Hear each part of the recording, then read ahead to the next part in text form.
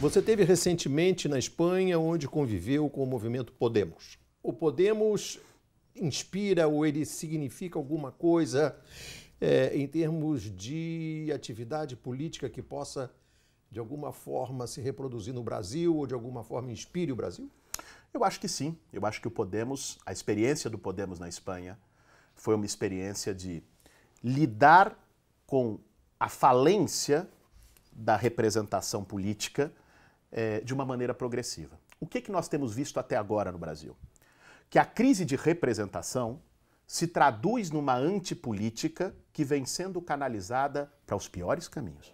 Pela memória do coronel Carlos Alberto Brilhante Ustra, o pavor de Dilma Rousseff. Seja de farda com Bolsonaro, seja de paletó com Dória, ou uma geração que veio nas eleições do ano passado de políticos gestores. Esse não é um fenômeno brasileiro. Macron, na França, o próprio Trump, empresário nos Estados Unidos, o PPK no Peru, o Macri na Argentina. Você tem uma série de figuras que se apresentam como não políticas, tentando canalizar para si a falência de um sistema de representação democrático. Né? Porém, isso não gera só subprodutos para este lado.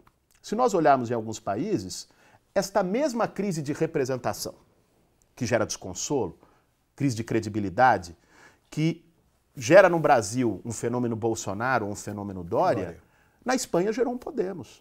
Gerou uma Marine Le Pen de um lado, mas gerou um Mélenchon do outro.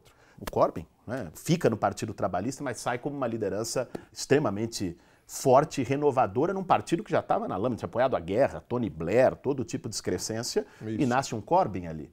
Gerou um Donald Trump presidente, mas gerou um Bernie Sanders quase revolucionando o Partido Democrata, perdendo por muito pouco. Mas quem imaginaria alguém batendo duramente um Wall Street, no 1%, com um discurso socialista, quase ser o candidato democrata à presidência dos Estados Unidos? Foi massacrado pela Hillary. Claro.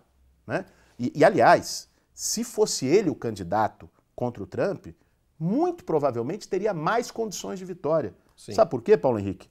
Porque há um nível de insatisfação política fortíssimo, de perda de credibilidade das instituições, que do meu ponto de vista tem a ver com uma contradição que cada vez mais se aprofunda entre o regime de acumulação do capital com a democracia.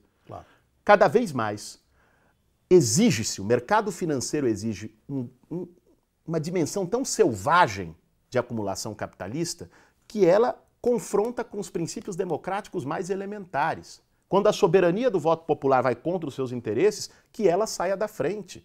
Né? O sociólogo alemão Wolfgang Streeck diz que o capitalismo é incompatível com a democracia.